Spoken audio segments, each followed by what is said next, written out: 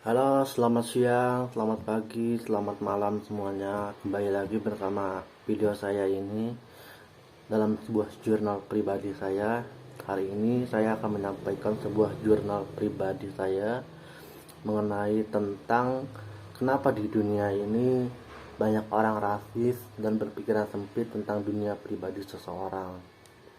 Nah, sebelum saya memulai video saya ini, terlebih dahulu silahkan tonton dari awal sampai akhir agar kalimat yang telah saya sampaikan itu memang uh, maksudnya itu jelas dan tujuannya itu tercapai, sehingga teman-teman bisa mendapatkan pemahaman-pemahaman dari apa yang saya sampaikan dalam video saya ini dalam bentuk jurnal pribadi saya dalam YouTube saya juga. Oke, let's go.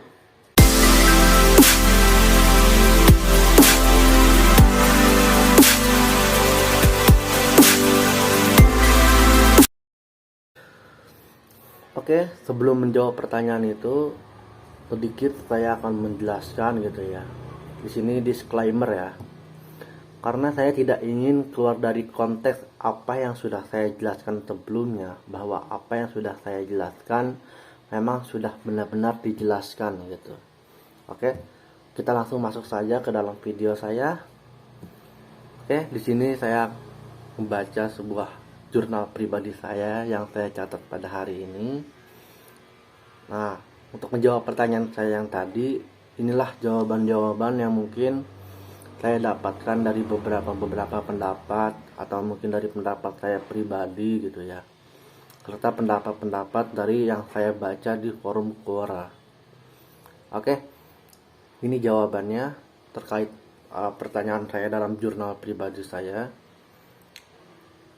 Banyak orang di dunia ini yang bisa memainkan fakta, bahkan fakta saja bisa disembunyikan oleh fakta. Namun, manakah fakta yang benar atau fakta yang benar-benar fakta? Gitu. Perlu diketahui bahwa fakta adalah sejumlah pendapat yang diterima oleh beberapa orang atau lebih. Kalau memangnya ada hal yang bisa diterima, ada hal yang diterima oleh beberapa orang atau lebih, apakah bisa disebut sebagai fakta? Gitu. Mengenai masalah fakta ini sangat orsinil keberadaannya. Tidak semua orang mampu menguaknya. Banyak sekali prinsip dunia tentang nyari lubang, gali lubang, dan tutup lubang. Di mana fakta sebenarnya tidak perlu dicari-cari dan bahkan bisa dimanipulasi oleh data-data.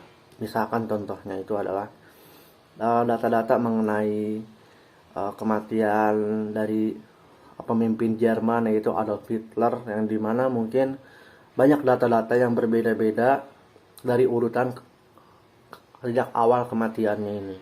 Ada yang Hitler itu mati di Indonesia menjadi dokter siapa gitu ya. Lalu ada lagi yang Hitler itu meninggal di bunker di India, lalu meninggal di Jerman, lalu meninggal di Portugal dan lain-lain. Itulah manipulasi data gitu. Saya lanjut lagi. Di sini ada sebuah tulisan gitu ya, yang dimana tulisan ini dari teman-teman saya yang di Quora gitu ya. Ada orang yang bertanya gitu ya, apa saja ciri-ciri orang yang berpikiran sempit gitu ya. Dia menulis ini dengan mengamati gejala sosial yang ada, yang kemudian dilanjutkan dengan kajian atau studi kasus. Semoga bermanfaat katanya. Tapi menurut dia ini yang menulis jawaban yang di Quora, orang yang berpikiran sempit adalah mereka yang menolak diri untuk bertoleransi dengan orang lain, dengan sebuah perbedaan sosial, dengan ide atau saran dari orang lain, dan serta persoalan sekitarnya. Adapun ciri-ciri orang yang berpikiran sempit nih, menurut dia, pertama, susah menerima saat orang lain mengoreksi. Lalu yang kedua itu adalah rasis, yang ketiga itu adalah lebih banyak mengajukan pernyataan statement dibandingkan pertanyaan gitu ya. Lalu 4 itu adalah sangat defensif. Kelima itu adalah suka menghakimi. Keenam adalah kaku atau tidak fleksibel ya, istilahnya gitu. Lalu yang ketujuh itu adalah tidak pandai bernegosiasi. Yang ke-8 adalah iri hati. Nah, dari 8 hal-hal ini gitu ya, yang lebih condong gitu adalah iri hati. Kenapa iri hati? Karena ia selalu iri dengan apa yang orang lain lakukan, orang lain kenakan, dan apa yang kamu katakan. Orang berpikiran sempit karena sudah susah menyesuaikan dirinya dengan keadaan. Tak heran saat orang lain berubah menjadi lebih baik, maka ia mencemoohnya. Gitu. Seperti dia melihat, mencari-cari kesalahan gitu ya. Yang dulu misalkan ada orang gitu ya, yang dirundung masa lalunya ya kan, pembulian dan lain-lain. Ketika ia sudah berubah gitu ya, nah teman-temannya ini seperti mencari hal-hal kesalahan-kesalahan dia yang saat dia berubah ini gitu. Itulah orang-orang yang cenderung iri hati gitu ya, dimana ia selalu mencari kesalahan setiap kali orang tersebut berubah gitu ya.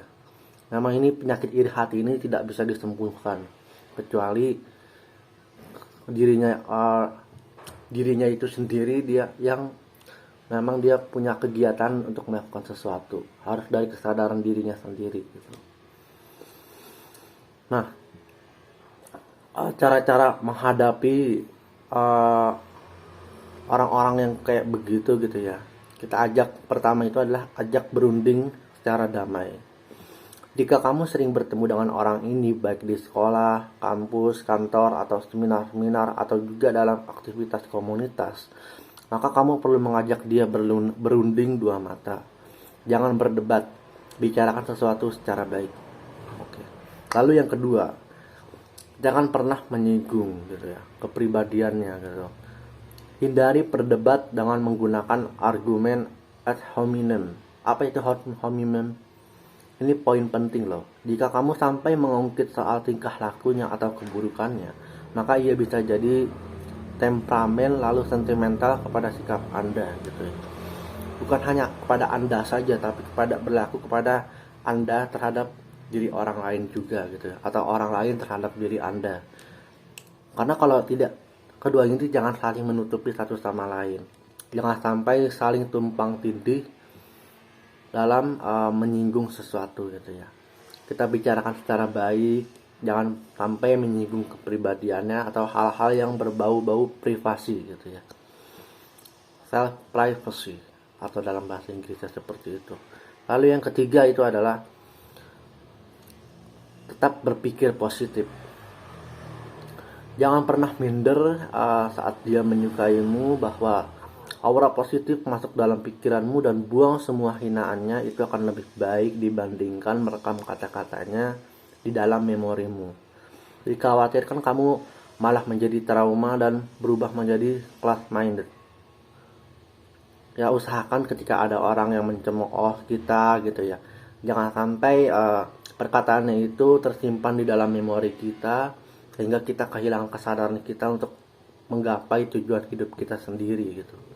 Seperti contohnya gitu ya, mungkin ada beberapa orang yang membuat kamu jenuh gitu ya, misalkan orang tua atau teman atau sahabat gitu kan, yang dimana ketika kamu ingin mencapai suatu tujuan kamu tertentu itu, mereka itu malah membuat kamu semakin jenuh, semakin kamu hampa ya kan, tidak mendapat apa-apa atau tidak memberi feedback lah istilahnya seperti itu. Nah, usahakan jangan sampai kamu peduli dengan kata-katanya, tapi kamu harus peduli dengan tindakan kamu sendiri, dan anggap saja kata-katanya itu adalah sebagai senda gurauan mereka terhadap kamu gitu ya. Dan juga kamu jangan sampai pikiran closed minded itu menjadi suatu gagasan atau prinsip yang memang dimiliki oleh orang-orang yang berpikiran sempit ini. Lalu yang keempat itu adalah jujur dengan dirimu sendiri gitu ya. Apabila berpendapat ternyata masuk akal dan ditetapkan, take it gitu ya. Kalau misalkan buruk ya dibuang gitu. Lalu ada beberapa pendapat lagi gitu ya. Mungkin ada pepatah zaman dulu di sini dijelaskan gitu ya. Mungkin ada pepatah zaman dulu secara jelas mengatakan seperti katak dalam tempurung. Jadi bukan berarti ia jahat, menganggap hina dunia atau konotasi negatif belaka. Cukuplah jadi kuper, malas mikir, atau istilahnya bego ya kan, dan lain-lain, dan kawan-kawannya lah gitu. Jadi bukan berarti, dan menasehati dengan pepatah dunia ini tidak selebar daun kelor gitu ya. Kita dunia ini luas lah gitu ya, nggak sempit gitu ya, nggak sewangi daun mahoni lah, sepertinya itu kehidupan di dunia ini gitu. Tapi tentu saja lebar dan sempit itu agak relatif, dan kadang pikiran sempit itu dianggap sebagai prinsip, dan orang berpikiran terbuka itu kadang dianggap gak bermoral. Jadi untuk kita perlu berpandangan yang sedang-sedang saja.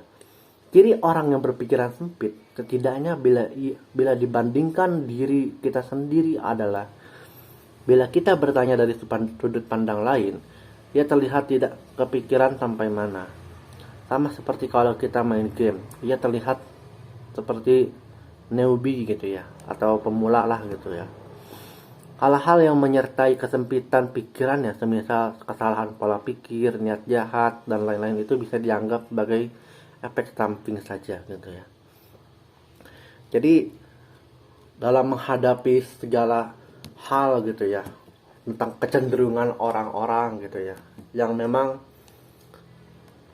banyak sekali sih faktor-faktor orang-orang yang berpikiran sempit gitu ya. Salah satunya itu, faktornya itu adalah hal-hal seperti itu tadi gitu.